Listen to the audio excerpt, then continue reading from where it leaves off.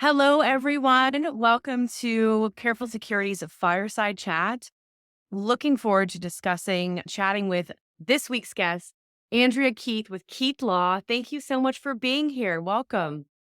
Thank you so much for having me. And also, of course, Sammy Basu is here, our boss at Careful Security, our great leader. But Andrea, back to you. Can you please tell us a little bit about what you do or maybe something that you're working on this week that would be interesting for us to hear? Sure. So I'm a criminal defense attorney. I've been a criminal defense attorney for about 17 years. I specialize in domestic violence and sex offense cases and some of the heavier felonies. I've got a couple murder cases on my calendar right now.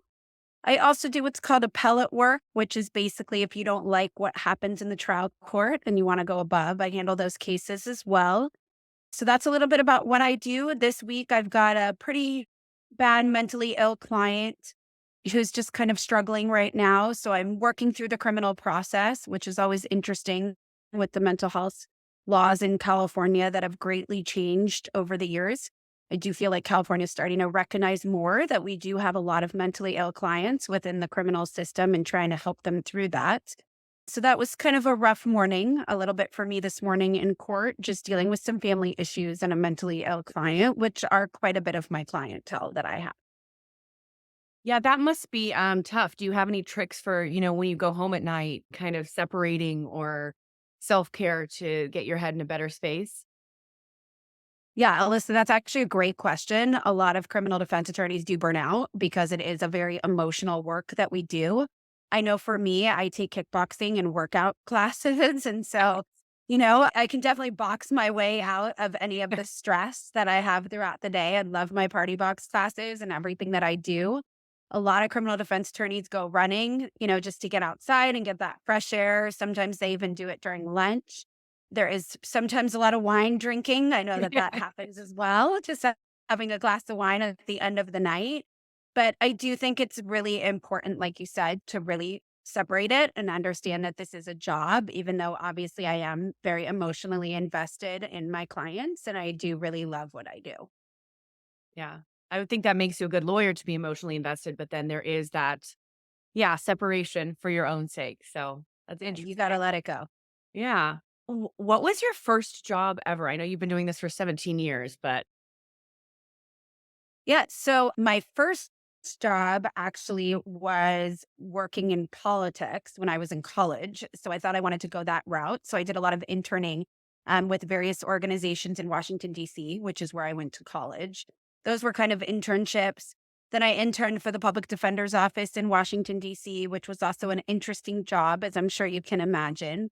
I came home, I did a lot of public interest work. So I worked with clients with developmental disabilities, thought that I wanted to go down that path. I did work for a Ninth Circuit judge. So the Ninth Circuit Court of Appeal is the one step down from the United States Supreme Court. So I worked for Judge Ferguson, who's recently passed away, and then did other internships. My first official getting paid job was actually at the public defender's office in Los Angeles County. So that was my first attorney position that I took. I took that specifically to get a lot of trial work, frankly, under my belt. As you can imagine, in Los Angeles County, there's a lot of trials.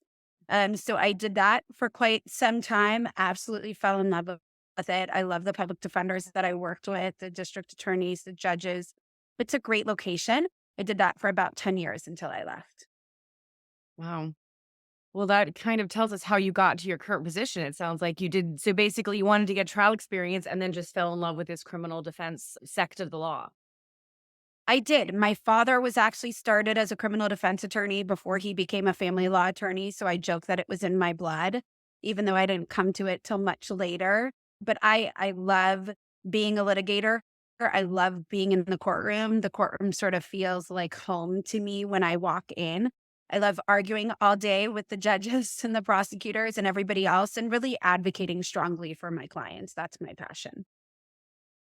That's Uh, wonderful. um, Andrea, I've never been to a courtroom, but does it look similar to what it looks like in the movies? Like I'm It reminded of the does. scent of a woman. Yeah. Yeah, it Fine. does. I mean, if anybody watches Law and Order and CSI and all those shows, right? The courtrooms look very, very similar. You've got the court reporter that's sitting there that takes everything down. You've got the clerk who essentially runs the courtroom. The judge comes out in a black robe, just like you see on TV. Then you've got the deputy, the bailiff that sits there, and they obviously run the courtroom and make sure everything is in order. And then all of us attorneys that are running in and out throughout the day. So it does look very similar that it does in a movie or a TV show. Just a lot, Yeah. right? Yeah. Things a bit longer. Yeah. And I will tell you though, even though Sammy, it looks similar, a lot of the things obviously that we see in movies and TVs is not actually the way it goes on in my world. So the courtroom setting itself is similar, but everything that happens is very different. How so? So a lot of times, obviously, things are dramatized, right? When they're on TV or the movie, those things don't happen. Sometimes I'll be watching a show with my husband and he'll say, would that happen in court? And I'm like, never, never would that ever happen in court. I don't just walk in on day one and have some beautiful argument and get a case dismissed. I hope it would happen that way. But there's a lot of behind the scenes things, obviously, that happen in order to get there. There's a lot of court hearings necessarily, a lot of discussions with the judge that would happen and so forth. You don't just pull a random case out of the hat and everybody claps and you're able to get the murder case dismissed. This is not what happens in my world. Wow. So do you have to do like, I remember you're saying that you also help with private investigation. So is that something that needs to be done as a preparation for the cases, or how does that work? So I have a private investigator that works with me.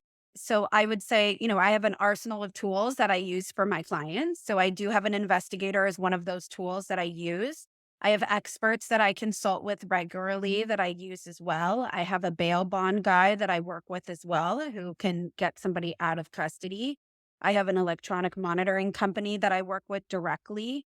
I have a sober living program that I love that I work with directly as well. So I have a lot of different, again, tools in my arsenal to help my clients depending on what their needs are. Wow. What's an electronic monitoring program? Yeah. Electronic monitoring is an alternative to jail, essentially. So rather than a client being in custody, it's a monitoring program where they basically would wear an ankle bracelet, pretty much, and they're monitored throughout the day. Typically, you can't go to work or go to school. Sometimes we're able to work that out. But basically, you're in your house, usually most of the time. So it's like jail in your house. Most of my clients obviously would prefer to have jail in their house than have it in the actual jail cell. And sometimes, again, we can work out their work schedule if it's set ahead of time, that they can go to work from 9 to 5, those hours, and the 30-minute drive home. And so sometimes they are able to do that as well, but they're monitored essentially electronically rather than being monitored in the jail. Oh, that's nice. Yeah. Somehow. All right. Yeah. Tell us a story. Tell us an interesting story, Yeah. So or this something. is Yeah. Mhm. Yeah, this is one of my favorite stories because everybody seems to like this. And I'm sure if this actor, who's now very famous, hears this, I wonder if he will contact me. So I was a very young attorney at the time, and I had a driving under the influence case, a DUI, obviously. Mm. And my client's defense was that he was not the driver. And so my client was essentially arrested in his vehicle on the side of the highway, asleep in the driver's side of the vehicle, which happens often, sometimes with DUIs. We call them no driving defenses. So that basically means that the officers never actually saw him driving, which is one of the elements of the offense. In those cases, for me personally as a defense attorney, I always want to have the driver. So if I'm going to put on that defense at trial, I want the actual driver. My client had told me that the driver at the time was an up and coming actor and comedian, and that they had all been out together. And the story was essentially that this gentleman who was very nice was sober, and he drove my client's vehicle because my client couldn't drive because he was too drunk. And that another individual, a friend, had driven his vehicle, and that they're driving down the highway. And basically, this individual sees his car, who's being driven by somebody else, sort of swerving. And he says, "Hold on, everybody stop." So the two vehicles stop on the highway. He tells my client, "You go to sleep. I'll be back. I'm going to drive my car home. And then I'm basically going to Uber, or get a friend to drop me back. And then I'll take your car." And so during the entire pendency of the case, This individual was traveling. My investigator couldn't get a hold of them. My client kept swearing over and over, he'll be at the trial, he'll testify. I promise this is the story. This is what happened. And so fast forward, we're at the trial, and I'm not comfortable doing a trial with a witness I've never met before, obviously. And Mm. so we're at that portion of the testimony where this witness has to testify. And sure enough, I said, Your Honor, I'm calling Kevin Hart to the stand. True story. And Kevin Hart was my witness in my DUI. It was many, many years ago where he wasn't really Kevin Hart yet. Well, And Mhm. so up he walked and he won over the jury, typical Kevin Hart, and he won over the judge. And he was absolutely amazing and very, very funny. And I can remember even at one point, the prosecutor's cross-examining him and she's trying to pull apart his story. And he just kind of looks at her in his Kevin Hart way and he says, It doesn't matter how many questions you ask me, I'm gonna tell the story the same, you know? And I got a not guilty verdict in about 15 minutes. So oh. that is my true story. Kevin Hart was my witness in my DUI when he wasn't really Kevin Hart yet. Kevin Hart saved the day. I love it. He did. He's very funny and pretty amazing in court. We This should have more comedians as lawyers then. Oh, he was great. actors and lawyers are very similar. And So I tell people that, Alyssa, that I'm basically putting on a play. I mean, that's what I'm doing. I have a son who does mock trial. And so they put on a Yep. trial. And that's very similar to what I'm doing. I mean, obviously, I have clients and they're people and they have lives, and of course. criminal cases greatly affect their lives. So I don't want to downplay what's happening to them. But, it is very similar almost to a play that we're putting on for the jury. Yeah.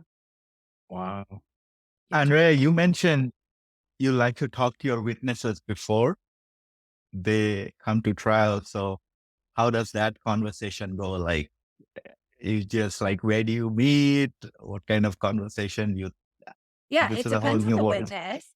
It Mhm. definitely depends on the witness. Like Kevin ignored me until he was going to go to trial. I'm the kind of attorney, and most people are. I like to be overly prepared. I want my witnesses to obviously be prepared for everything. I do have some witnesses, Sammy, like yourself, who they've never even been in a courtroom before.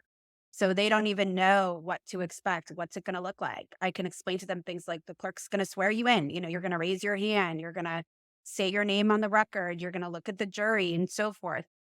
The problem with what we call lay witnesses or civilian witnesses that are not police officers is police officers are actually trained in the academy on how to testify. It's part of their training. So they actually have like a mock courtroom that they go into and they're able to learn really how to testify, how to make eye contact with the jury, how to look at the prosecutor, look at the defense attorney. Any of you, Alyssa, Sammy, you could be witnesses to something. You're not trained. You have no idea what you're doing. And so you walk in terrified, scared. You don't know the situation. You don't know the questions that are going to be asked.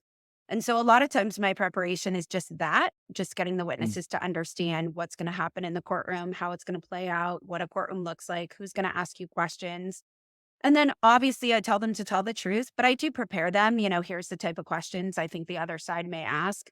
Here's the type of questions that I'm going to ask. We go through everything. And then some of it is just cross your fingers that everything goes well when we walk into that courtroom. Wow. Did someone change their stories because of like aggressive prosecution or cross questioning? No, I've never had anybody change their story. I have had, some witnesses just get very, very nervous up there, understandably, when they're under cross examination. I've had my own clients that have taken the stand, which they don't have to do. They have the Fifth Amendment right to stay quiet, to stay silent. But I have had them take the stand and obviously get quite frazzled by the cross examination that happens. And then I'll just ask them on redirect questions like, You've never been in a courtroom before. You've never been asked questions. Are you nervous? Did you sleep well last night? Did you eat this morning? I mean, some of my clients are doctors, let's say, for example, or witnesses that, they'll have 72 hours of shift and then they come in to testify. I mean, that happens sometimes as well.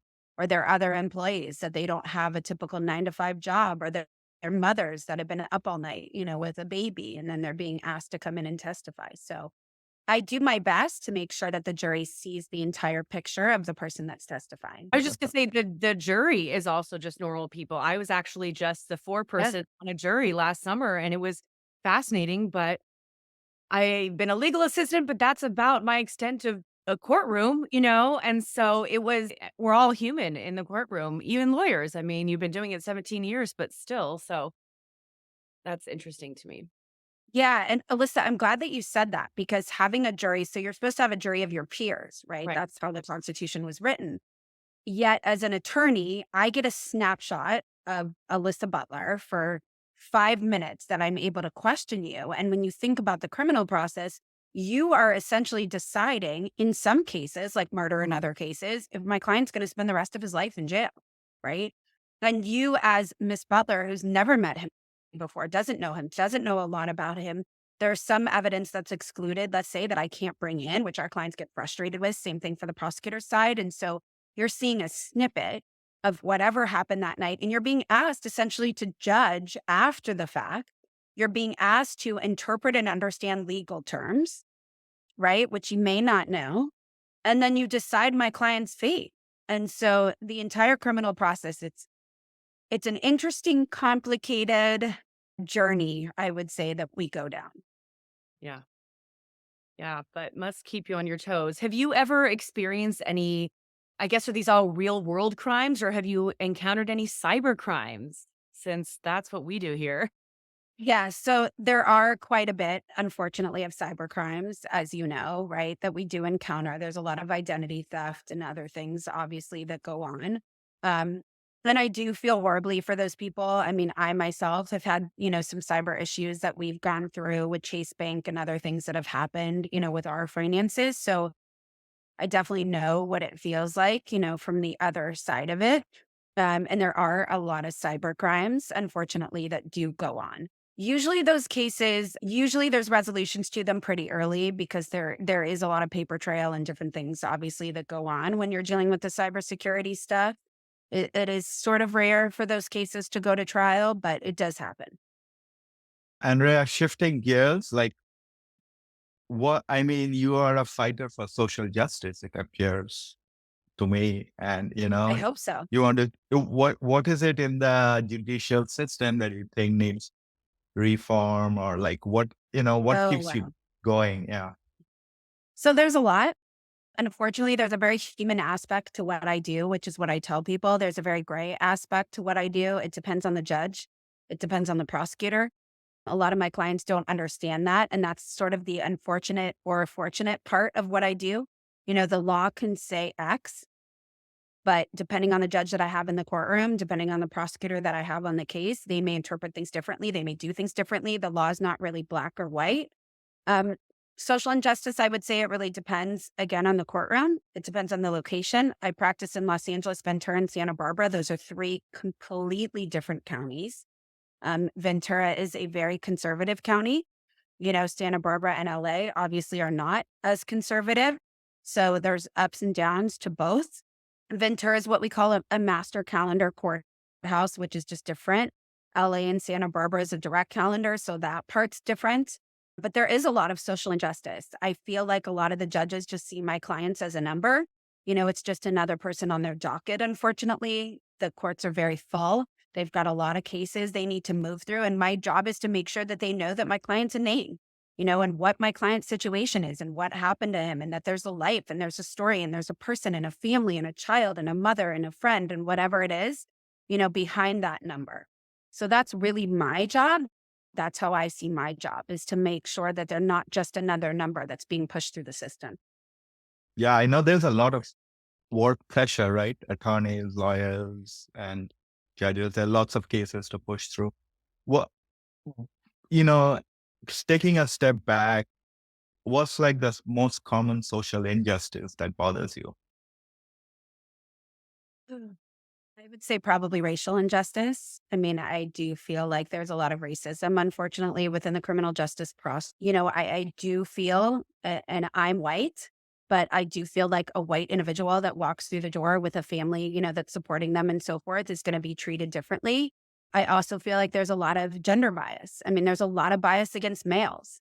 That's why I do what I do in the domestic violence and the sex offense realm, especially with the Me Too movement and everything that's gone on. they're never going to believe the man no matter what. And they're always going to believe the woman as the victim who walks through the door. And unfortunately, that's just not the case anymore. I mean, I've had a lot of cases where the women have lied, they've admitted to lying. Different things have happened. There's an angry ex that I'm sure all of us have had an angry ex at some point, or children are involved. And so there's a nasty custody battle, that's going on, which can get super heated, as I'm sure you understand. And, people don't tell the truth and people lie. And unfortunately, in my world, there's in the domestic violence and the sex offense realm, there's a lot of bias against men. Yeah, and that's you mentioned Me Too movement, but then going to the racial injustice. So Me Too changed it in a certain way. Have you seen it change for the better in like with the George Floyd stuff in the wake of that movement? Have you seen any improvement in racial biases? I have. There's a lot of policies in California that have changed. So, for example, we now have the Racial Justice Reform Act. And so there's motions and so forth that we can file in court if we do see a racial bias. The laws in California have definitely changed. The problem that I see within the system is it tends to sort of do these huge swings one way or another. And I'd like to find some sort of middle. And so every time something happens, the pendulum sort of swings that way, and then something happens and then the pendulum swings back that way. And so there's a lot of things that happen within the criminal justice process that I hope down the road we can find a middle ground, because I don't think it needs to be one extreme or the other. Obviously, to me, justice comes somewhere in the middle. There are, for example, you talked about the George Floyd movement. There's a lot of police officers, and I hope there's some reform within the police officer movement. But at the same time, there's a lot of really good police officers out there too, that do a lot of good things. And so that's where, again, I see these pendulums that they just keep swinging, one direction or another. And I'd hope that they'd settle down at some point in the middle. Yeah. All right. I mean, Lots of info. yeah. Any other fun story you want to wrap up this conversation with? I mean, I have a side question. I mean, I've heard that people are put in jails more often than they should be. Like, this is another, I don't know if you can talk about it. And it's like in prison system is like, it's like a business, or I don't know. It makes sense. So the prison system in California is pretty bad. I will be honest. I know that there's a lot of prison reform. I think COVID really brought the issues to light. And so there's a lot of prison reform that's happened after COVID because it really showed how overcrowded the jails are. California has a big system of enhancements. And so you can look at your base term, let's say it could be 3 years, but because of all the enhancements, you're looking at 30 years in custody. It's kind of crazy in California. And there's not a lot of reform. And so they've changed it to, if a client, for example, is doing well in their conducts, they can earn more conduct credits so that they can get out if they're doing certain camps and so forth. So they're trying to reform the system in California. I think you still have so many conservative old school judges that are still used to the old ways. And so there tends to a lot of times be a fight kind of between the judicial, branch, obviously, and the legislative branch. And so even though the legislator is changing those laws, the judges still want to do it the old way, right? And so the judges still want to put people in custody forever on these enhancements and so forth. And then the legislator changed the law a little bit again, and then they'll take away the discretion, and then the judges fight back. And so there's a lot of that goes on. But yeah, the prison system in California definitely has a long way to go. Wow. I have two more questions, and I will skip right after that. One is, what's your dream from here on? Like, what's your dream for your life, your career? And what's your favorite trial movie? Yeah, I'll go on first. Oh, that's a good one. I'm going to start with the trial movie. So I love A Few Good Men.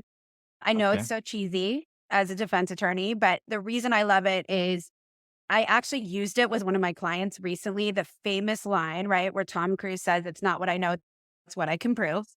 But I do actually run into that a lot with clients. So I feel like everybody should see A Few Good Men, because it's not what I know, it's not what I feel, it's not what I believe, it's what the evidence actually shows me. And so unfortunately, with a lot of my clients, they'll say to me, "Well, I didn't do this and I didn't do that, and the cops lied or this happened." And while I feel very sympathetic, obviously, and I want to fight for them as much as I can, It's really about what I can prove, unfortunately, right? And so I love that movie because I do think it's very clear about defense attorneys and what we can and can't do within the system. I also love the end of the movie where even though they get off, there's still consequences. And so with a lot of my clients, for example, my clients sometimes lose their job or they lose their family or, their cases in the media or they've spent thousands and thousands and thousands of dollars, even though they're found innocent. And so financially they're struggling. And so with a lot of clients, it's not just about the criminal case. There are consequences for them at the end. So that I'll go there. That's my favorite. In terms of my dream, I would actually like to teach towards the end. So I would really love to be a law professor or college professor and teach criminal law, criminal procedure, everything I've learned, appellate law to the next generation. I hope that people love it as much as I do. I hope there's other women that go into domestic violence and sex offenses because I think that's really important. So that's ultimately my dream.